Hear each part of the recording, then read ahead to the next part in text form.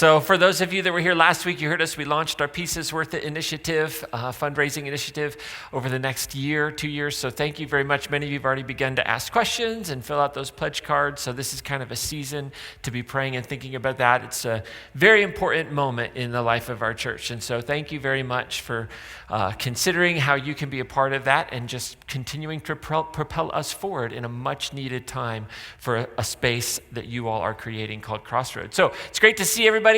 It's kind of like, do you feel like you're in between land of like Thanksgiving and Christmas? Because it's like Thanksgiving was just a couple days ago, but it was late this year. So I wore my Christmassy hat to bring us into the season, okay? So I was excited that it was December because it launched. I can pull this hat off the shelf and now I can wear it. So nobody has complimented me on the hat today, so I'm wondering if that was a good decision or not.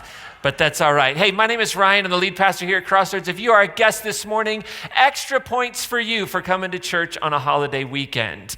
The only way to get more points is to actually volunteer on a holiday weekend. So that's pretty impressive if you are a guest. Thank you for being here. If you are newer to Crossroads, I say this every week. Inside of right now it's the Pieces Worth It brochure. There's a little piece of paper that says welcome friends, has a Christmas tree on it. My cell phone number is on that piece of paper. If you are new and we've never been able to get together for coffee, we've never been able to get together for whiskey. If you want to drink beer, that's fine. I'm not doing that. That's gross. But whatever. We can chat. I'd love to share with you a little bit of my story, of the story of Crossroads, hear your story, answer any questions you might have. It really is one of the most fun things I get to do in my job is to just get to meet folks that are kind of making their way in. So thank you very much. Hey, listen, we're launching a brand new series. Today is the first Sunday of Advent as we prepare our hearts for Christmas. How many of you are ready for Christmas? You love the Christmas season. You're in it to win it, right? It's here finally. I love it. How many of you love the Hallmark Christmas channel? Raise your hand up nice and high. Just own it. Don't be ashamed of it. You love it. Some of you got jazz hands on that. Like you were like, it's me. It's me. In fact, you left. I saw people leave just then. They were like, I'm out. I got to go see what's new on Hallmark. Not much. I can tell you that much right now. Not much. It's like a baptized version of soap operas. That's what the Hallmark Christmas channel is. I feel like I could put together right now a 10-minute stand-up routine on the Hallmark channel for your listening pleasure, but I'm not going to do that. We love it though, right? Let's be honest. The narrative arc of any Hallmark Christmas movie, while quite predictable, is actually quite heartwarming, right? There's the introduction of the tension, somehow a romantic situation that's strained, and then a new romantic situation gets introduced, even making it more complex. And there's a twist and a turn, and someone ends up having to go into some rustic, local, small town where there's coffee shops owned by locals and Christmas pageants and parades that are about to fall apart. And there's a charity that we're raising money for called Crossroads. It's right in the middle of it, right? And it's all happens right there. And the resolution happens and they find out they love each other and they actually find out that you can live happily ever after in a small rustic town rather than the big city. Why is that? Because of course in quaint rustic little towns with family-owned coffee shops and community Christmas pageants and local charities, there's no stress and there's no messy living in those places, at least not on the Hallmark channel, right? But I think we all know that life is not quite like a Hallmark Christmas movie, right? Life is not like a Hallmark, and that's why we like them, because we kind of wish they were. We live vicariously through them. We think everybody must be this beautiful. Everybody must, like every problem should resolve this way, and we love it. But life isn't like that, right? Life is full of mysteries, just like Madonna sang. I'm gonna let that one sit for a second for those of you that are over 30, you know. Who's Madonna? Are we Catholic? That's what some of you are thinking. Church people always get the church jokes more than the Madonna jokes, which is weird for me, but whatever, okay. But life's full of mysteries, right? Life is full of mistakes. Anybody in the room ever made a mistake? Don't raise your hand. We don't have enough time for that. It's just we make mistakes in life. We make poor choices. Life is full of missed opportunities. And we look back and we live with a sense of regret. Life's full of multiple choice questions. And I'm not talking about the easy, obvious multiple choice questions. I'm talking about life is like that teacher who makes the multiple choice questions where they all seem wrong, but you have to choose one that is less wrong, and you hate that teacher and you hope you never have to take that teacher again. How many of you in that room are that teacher? Just be honest, you are that teacher. Right? That's what life can feel like. Like there's no right answer. And the truth is, if we just add a manger to life, it doesn't eliminate the messes. Right? While many of us love Christmas season and we put out the manger scenes and we start singing the songs and we start listening to the music, the truth of it is, just because we put this manger that seems to represent something beautiful, little baby's born and God was born and God never cried. It was amazing. And we think, oh, why doesn't this just take away all the problems? Well, because it doesn't. I mean, let's just think about it. In Luke chapter 2, verse 7, one of the stories that we have about the birth of Jesus, one of the stories that teach us this amazing lesson of what God was up to in this person, Jesus, it starts off pretty messy. It says, and she gave birth. How many of y'all know birth is messy? Can I get an amen? Like, birth creates a little bit of a mess in the room, right? And that's in the 21st century. Like, forget about it, like 2,000 years ago, right? I mean, it's a messy proposition. And she gives birth to her firstborn son. How many of y'all know the first one is a little messier? Like, you mess up with the first one. Let's just be honest. The first one, you're like, hey, if you get to 18, win. Success. Right, Matt, that's why we do high school celebration graduations, right? Like that, it's like a milestone for parenting. It's like, my work here is done, get out. No, you actually help continue. Oh, wow, okay, no. But there's like the firstborn, you're like, how I had to do more for a driver's license than to raise this child, right? They made me pass a test. I had to like show that I could drive a car on the streets. Here they're just handing me this human being and assuming I'm not gonna screw it up. It's a massive assumption. But that in and of itself is messy. And then it says that they wrapped him in bands of cloths and laid him in a manger. Oh, there's that cute little manger. Like, they're in a barn. Like, I don't know if you know it or not, but I'm pretty confident, like, the barn wasn't cleaned before they went out there. I mean, I'm sure they did a little bit of tidying up, but it was a barn. It was messy. There was no room for them in the inn. Right? This is a messy reality. Giving birth is messy. Raising a child is messy. Mangers and stables, they're messy. And the future, the reality of the future, holding a brand new baby, is full of uncertainty and messiness. It is. What are we going to do? How are we going to pay for this? What's it going to be? There's so much uncertainty. And while the manger and the baby born, it offers us hope. But it offers us hope not without the messiness of childbirth, but it offers us hope in the midst of the messiness of childbirth. About 750 years before the birth of Jesus, there was a prophet named Isaiah. And we have some writings that were written that go back to Isaiah and go back to his way of thinking. It's found in the Hebrew scriptures, or what we might call the Old Testament, which is a little pejorative, so we just think of it as like the Hebrew scriptures. And Isaiah chapter 2 kind of comes together, and it's this like prayer that Isaiah prayed, kind of a prophecy, a wish, a hope that he prayed in the midst of a very messy life in Jerusalem.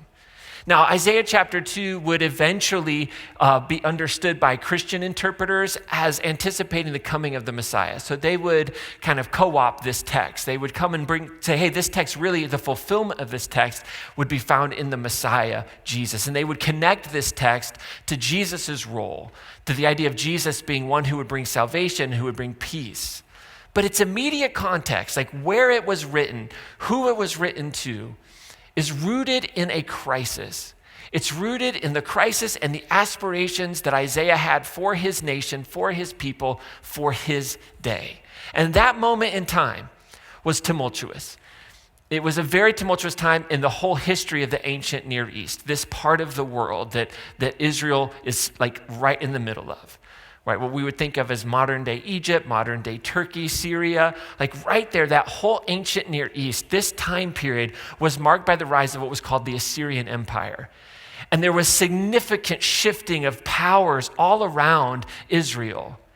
And the kingdoms of Israel, there was the northern kingdom of Judah and the southern kingdom of Jerusalem were right in the middle of it, as they always were. If you're not familiar with this, that we oftentimes talk about Israel as the nation of Israel, but Israel had split. Israel had gone through kind of a civil war when Solomon, David's son, came into power. Right? Solomon came into power and said, hey, if you thought my dad was harsh, wait till they get a load of me. And the nation split into two. And so you had the northern kingdom of Judah and you had the southern kingdom of Jerusalem. And ever since that time, you had these two nations, and they at times would be at war with one another. They would be at war with the surrounding nations. And Isaiah comes along, and he's primarily prophesying. He's primarily a prophet in the country of Judah. Sometimes he addresses the broader Israelite concern, but he really comes and he's speaking this message to Jerusalem, the capital.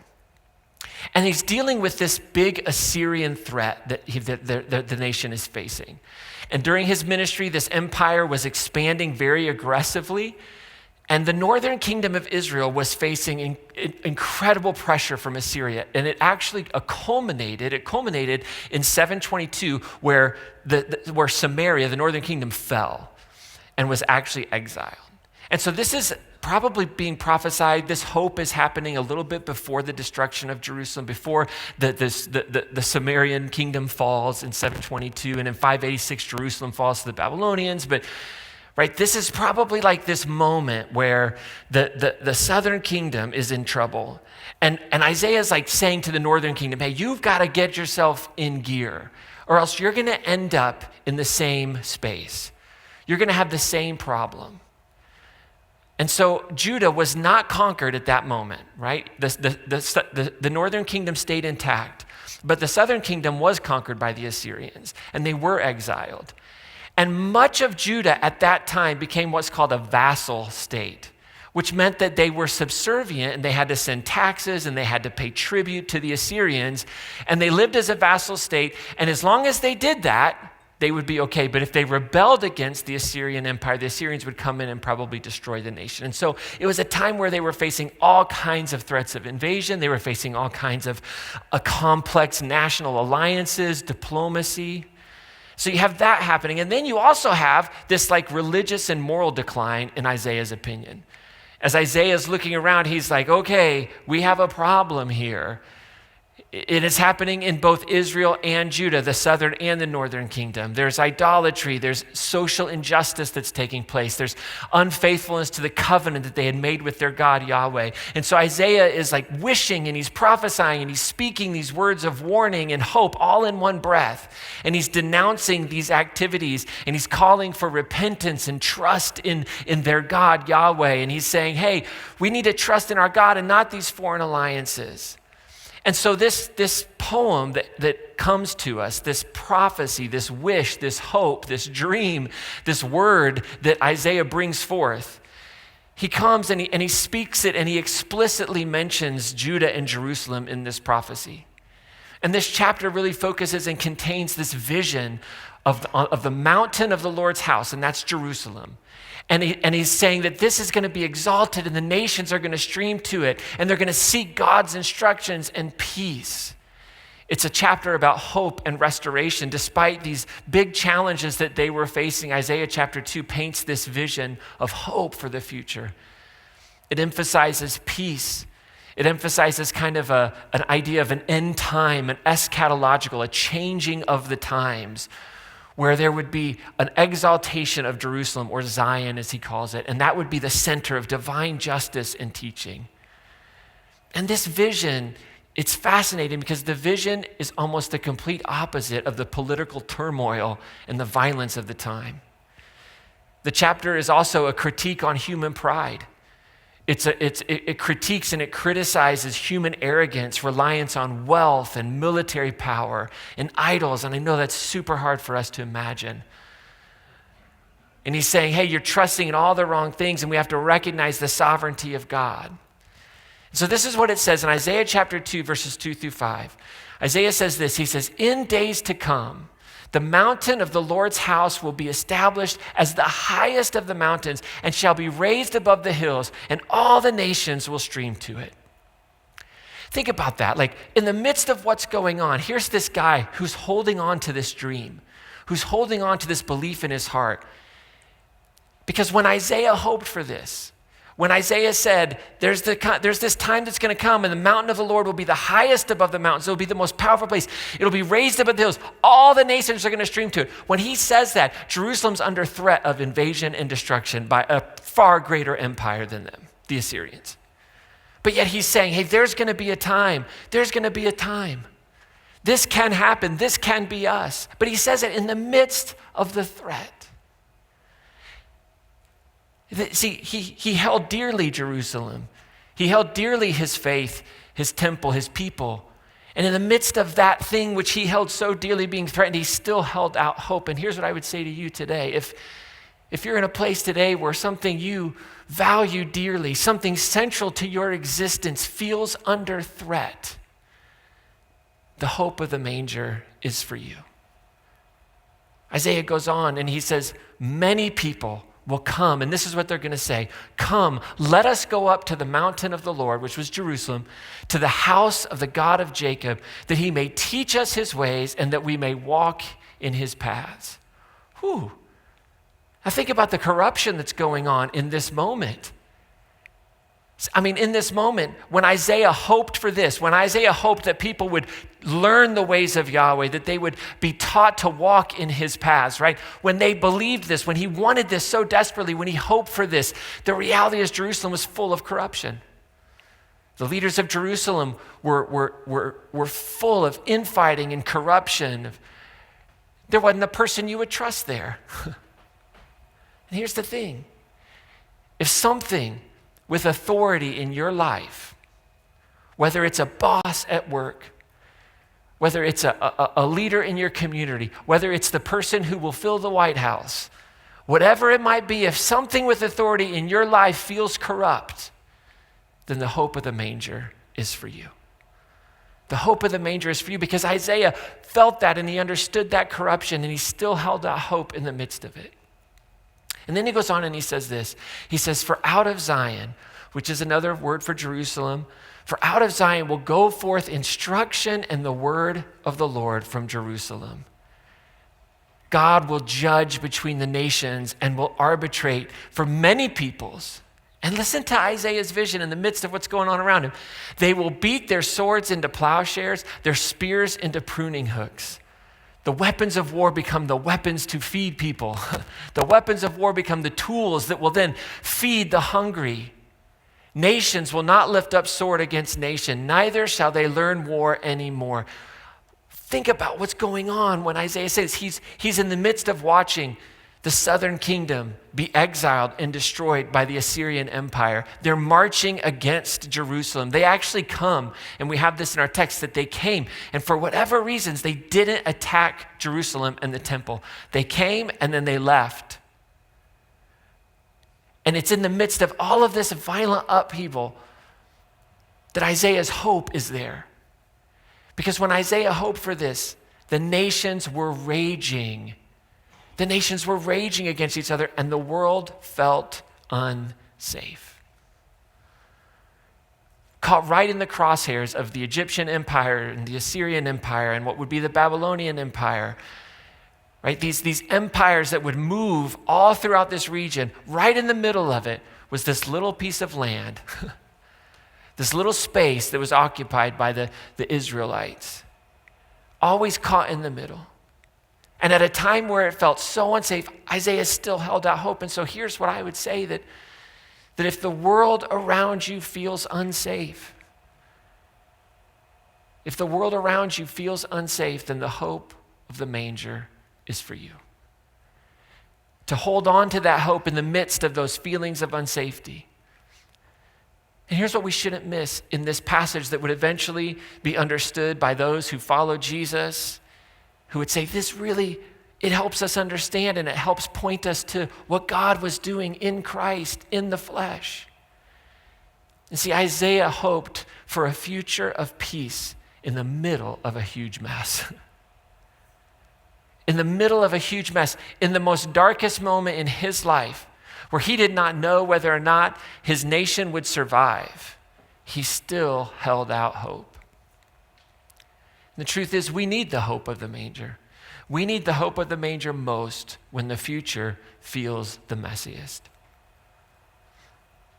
How many of you would say, raise your hand up nice and high, right now there's some area of your life that the future feels pretty messy? There's a lot of uncertainty. You're not sure what's going to happen, where it's going. Maybe you feel unsafe. And it's in those moments that we need most the hope that is found in something that lifts our eyes up beyond what we can see. And so in your everyday normal life, the messiness of it, how do we live this out? How do we find that hope? How do we live in that space of the hope of the manger? How do we do that? Well, I want to encourage you in your everyday normal life, when you leave here and you come into wherever you're going to be tomorrow. So imagine in your head right now, it is 10:35 a.m. Monday morning. Where will you be? 10:35 a.m. tomorrow morning. Where are you going? Some of you just started crying. Just started. No, just kidding. Where are you going to be? That's your everyday normal life. Now, in that moment, how do we live the hope of the manger? How do we find ourselves in it? Well, I think we find the hope of the manger in the presence of people who support us. So think about 10:35 tomorrow morning. 10:35 tomorrow morning, who are the people that support you in your messiness? Who are the people that help lift up your arms, that help lift you up, that hold you up in the middle of your messiness? Not the people that avoid it, but they're there. Who is it? Now I want you to think of the person who at 10:35 in the morning tomorrow, who does not support you, who does not support you in your messiness, who judges you. You know it from their glances or whatever it might be. Who is that person? And here's what I want to encourage you to do tomorrow when that happens. I want you to shake the dust off your feet with that person. Ryan, aren't you supposed to tell me to love them? Yeah, sometimes the most loving thing you can do is not put yourself in the middle of a space where you're going to lose your ever-loving mind on that person. You got to shake the dust off of that person. Why is it that we want to spend so much time with the people that don't support us? Like, we can change them, we can convince them. Man, you got to shake the dust off and walk. And put yourself in a different circumstance. Focus your energy on the people that support you. Trust me, I've lived that life of trying to spend my time on the people that don't want to support me. Whew. That is the fastest way to walk off the peacemaking path of Jesus ever. To willfully put yourself in the presence of people that don't support you. I think that's foolishness. I think we will always find ourselves in situations with people who don't support us, and the peacemaking path ought to guide the way in which we interact in that moment. But the peacemaking path of Jesus often does not take us willfully, intentionally into the presence of people who do not support you. There's no reason to do that. Now, when you find yourself in that spot, bring all the peace and all the love and all the forgiveness, because that's the call. That's what it means to follow Christ. That's what it means to bear your cross. To offer forgiveness when hate is given. To offer love when anger is given. To offer calm when anger is given. That's the path of Jesus. But the path of Jesus isn't like, I need to go find the most difficult person in my life and just be besties. No. Right? When your paths cross, deal with it. But shake the dust off your feet. And here's the other thing. You'll find not just the people that support you, right? But you need to find those people that go the extra mile, right? Because you'll find the hope of the manger in the presence of people who embrace you in the midst of your messiness. Like, there are people that will support you, and that's wonderful. But what about those people that will embrace you in the midst of it? Who embraces your mess? Who says your mess is my mess, and we're in it together? Where do we bury the bodies? It's a metaphor. It's a metaphor. Everything's a metaphor with me, okay? Who doesn't ask any questions? Who offers no judgment? Even when you know you were wrong. And you know you're wrong. You know you made the mess. And they just come alongside and they do all the blaming with you. They're like, you're right, they're terrible people. They should have never told you look nice today. What were they thinking? They're just with you in the middle of it. And they're embracing you. And they know when to offer a word of love and when not to offer and when to offer a word of correction. And you've given them that permission because they've embraced your messiness and they're not afraid of it. You don't have to hide it. You don't ever have to apologize for your tears. By the way, don't you ever apologize for tears. Never apologize for tears. But who's going to embrace it? Who's going to be comfortable in your uncomfortableness? That's who you got to put yourself into. That's where Jesus will be found in your life. That's where the presence of God will be. Just loving you unconditionally. That person embraces you. Who is that? And here's the thing. Like, who doesn't embrace your messiness? Who avoids your messiness? Who is your messiness too much for? Shake the dust off your feet and just move along. Just move along to a person of peace who will embrace your messiness and love you through it. And they know full well that you're messed up. They know full well that you could have handled that situation better. You know they know that.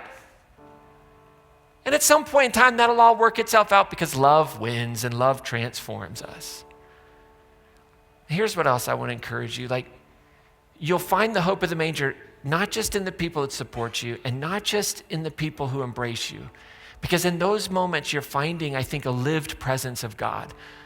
But you'll also find the hope of the manger in the presence of God.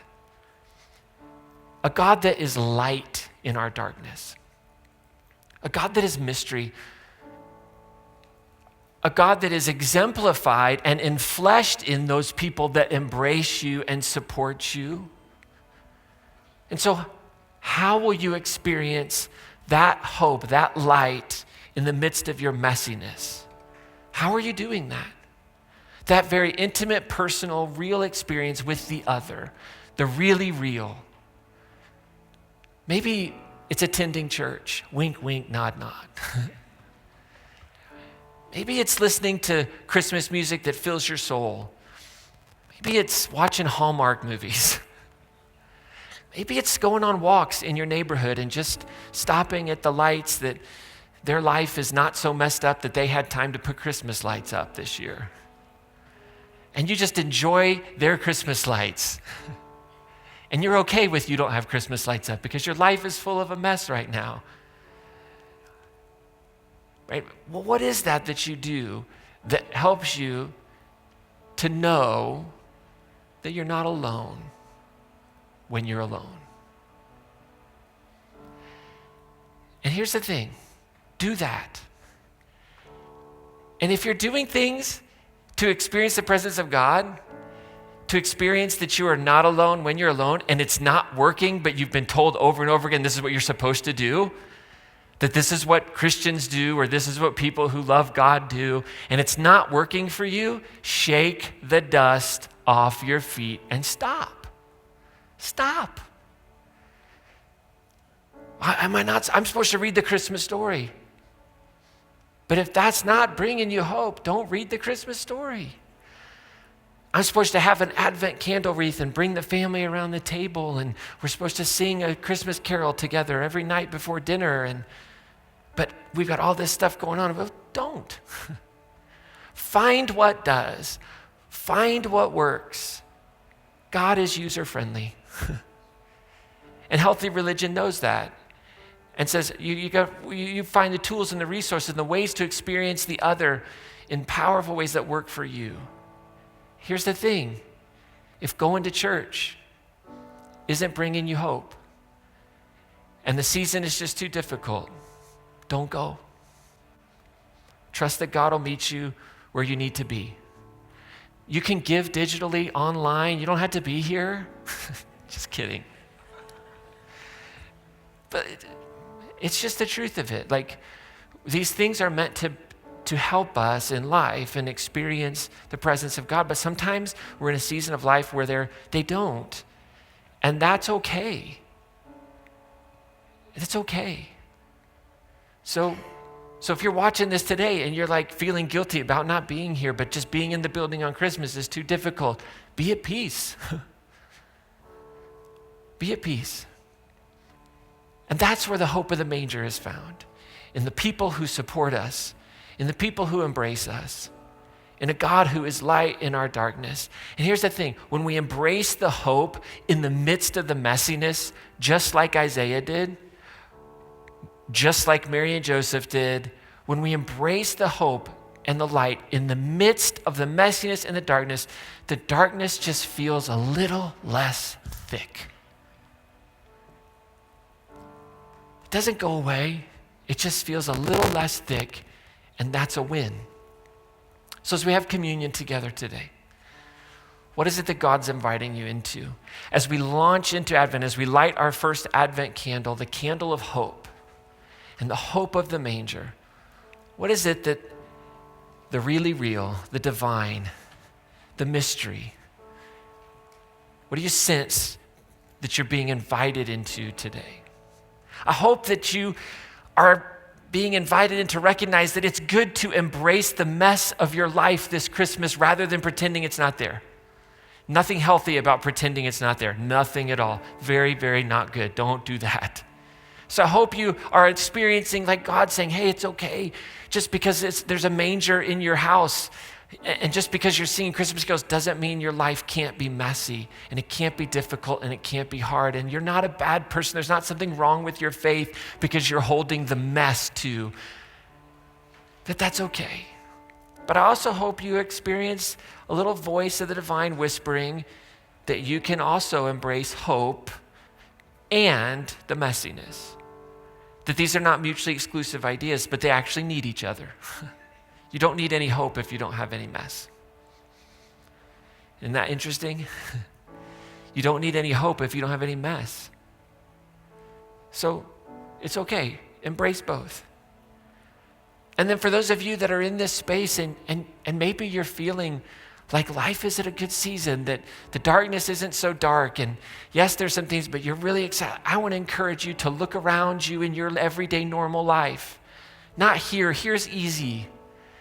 But tomorrow at 10:35 a.m., now 10:45 a.m., tomorrow on Tuesday and Wednesday, look around you. Who is the person that needs to be embraced in their messiness? Who's the person that needs to be supported by you?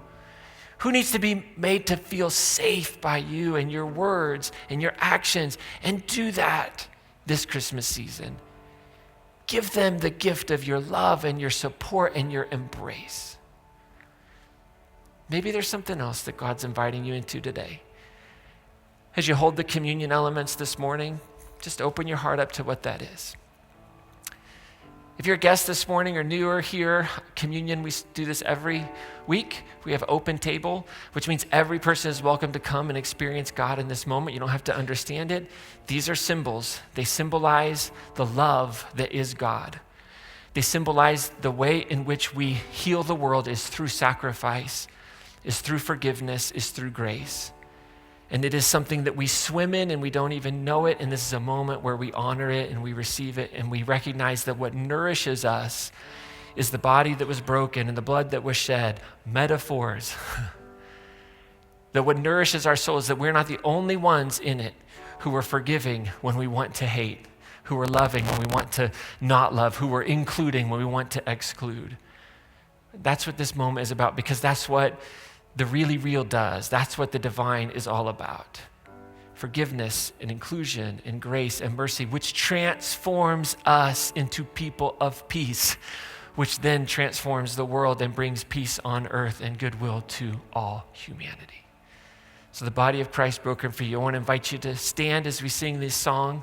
We're going to sing one song, have communion, then we'll have our Advent candle lighting, sing one more song, and we'll get you out of here.